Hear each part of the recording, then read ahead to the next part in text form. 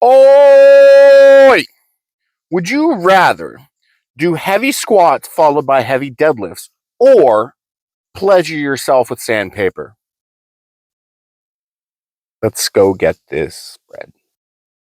My coach is a very avid meditator. He uses the Balance app that's on the App Store. It's free for a year because there's a lot of neurological benefits that derive from meditation, and the Balance app is great for guided meditation. Now, I believe when Coach devised today's training program, he set up the longest meditation d- session, and he chose Evil Villain as the headspace that he would like to get into. And I believe he sat down at his computer and he thought, what in what ways can I break Patrick? And he came up with the perfect way to make a grown man cry. See, when I squat, and you'll probably see this in my warm ups, because he had me do a 5x1 6 count eccentric squat, 5x1, 2 minutes rest, and with 485. Sorry if I sound tired and slow. My brain is not functioning at optimal levels. But it's 485, 5x1, 6 count eccentric. You'll see that once I get towards the bottom, I do a dip. And I do the same thing whenever I'm squatting. I get close to depth and then I dip. And there's a couple top squatters out there, notably Dan Bell, who does the same thing where he controls a squat all the way down, gets to about parallel, and then does a nice, cute little curtsy dip to hit depth, and that also allows you to utilize the elastic potential energy stored in your kneecaps through whatever method you're using to protect your knees from squats. So I do that, and coach was like, you know what? Let's just, not only are we going to change the way that you're controlling your squat down, because you do tend to develop an internal tempo when you're squatting and benching and deadlifting, which is something that you do need to break. But having a tempo allows you to get used to having heavier weights on, or like a slow eccentric allows you to get used to having heavier weights on your back for longer. Zero acceleration stuff too. But he did a 6 second eccentric with a 2 count pause. Now, if you think about what I just said previously about how I squat, I do the little dip. I'm able to kind of go through with that when I'm just doing a regular pause, but you do the slow eccentric and you've taken away all the elastic potential energy storing in your kneecaps. You pause it and then you got to squat all the way up. And so we got up. What was programmed was approximately 665. So we loaded up 665. It was supposed to be a 4x2. We did one set of one, and it was a grinder from hell. And my knee did not like the way that we did that. So I had a conversation with my coach, and he said, "You know what? Let's back it off, because not only is that my worst possible variation of the squat, I'm in the middle of dealing with, or fixing, dealing with whatever, fatty liver disease. So I'm doing a carb mitigation to promote fat loss around the liver area. And then we've got some other supplements to retrain the liver how to function properly. And we learned that I had that from blood work, and I'll be getting more blood work later to determine just how well and how good of a job we did at dealing with the fatty liver disease. So I have not had carbs yet today. My entire day's worth of carbs happens after squat, or after training, on every single training day. So I've not had squats or carbs yet. You can tell that my brain does not work right now because I have yet to have carbs as I record this. So, this being said, not having carbs leading into training.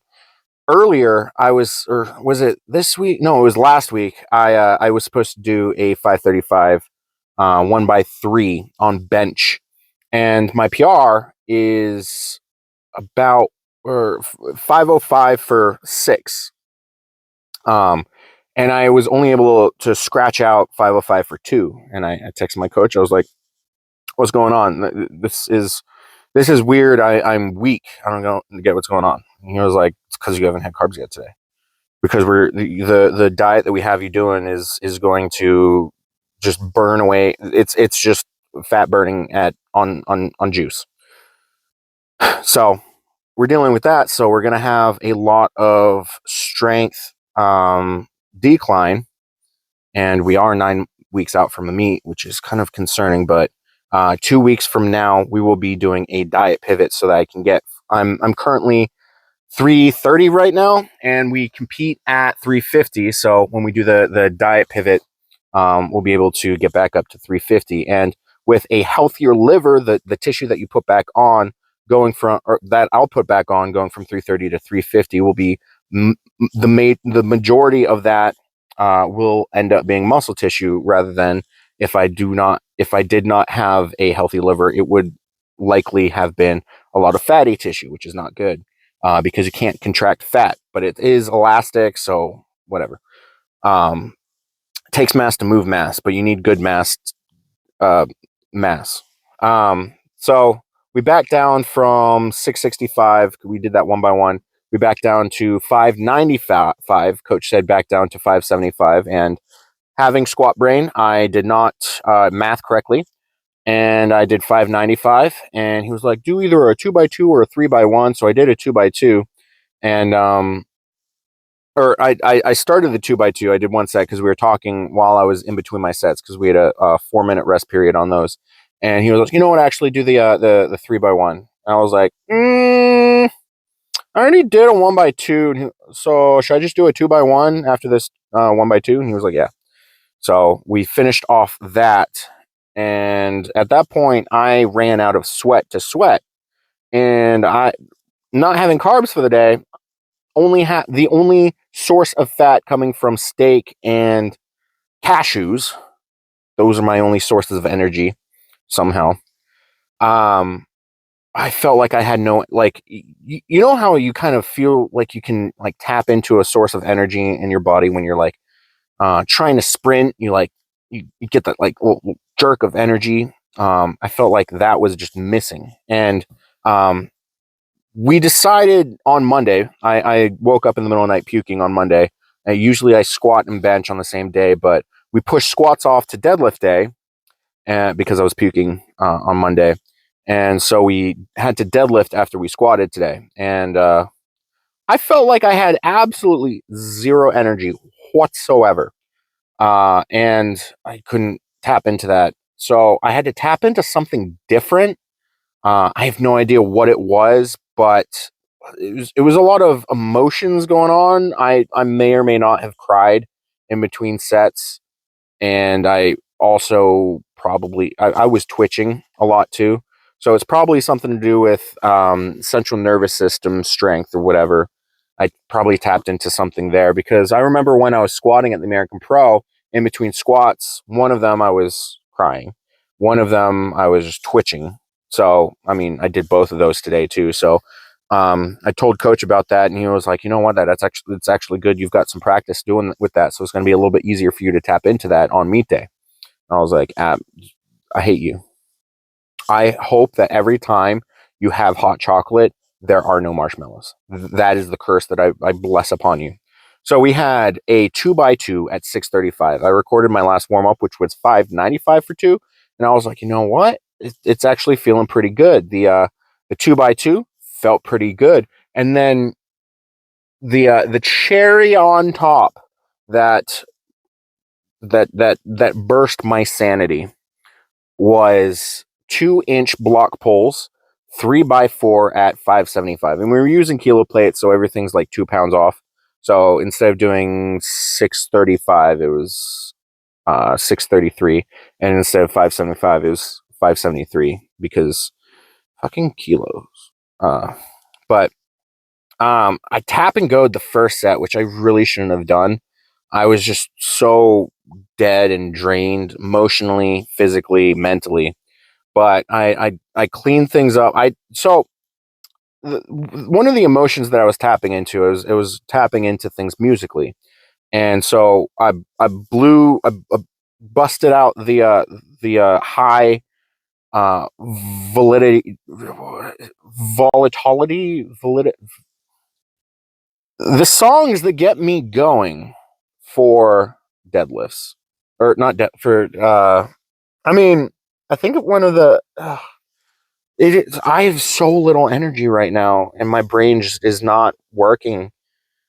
Good grief. I had to tap into the music that I don't usually like to listen to because it gets me emotionally involved in whatever I'm doing, and it kind of unleashes something inside of me. And I wish that I could post the videos with sound because they're not normal. They're not normal. Dare I say, I did listen to part of the My Little Pony soundtrack. I'm not ashamed of that, but after the 2-inch block pulls, those they weren't hard. I don't want to say they weren't hard because I mean lifting is hard, but they weren't easy, but they weren't impossible. It felt like I could have, like, I don't want to say kept going, but it felt like I could just do whatever I wanted to, if that makes sense. It was a very new feeling for me that I had never experienced before. It was almost like I whatever is listed for me to do today, I can and will do it, which was kind of a cool revelation going on.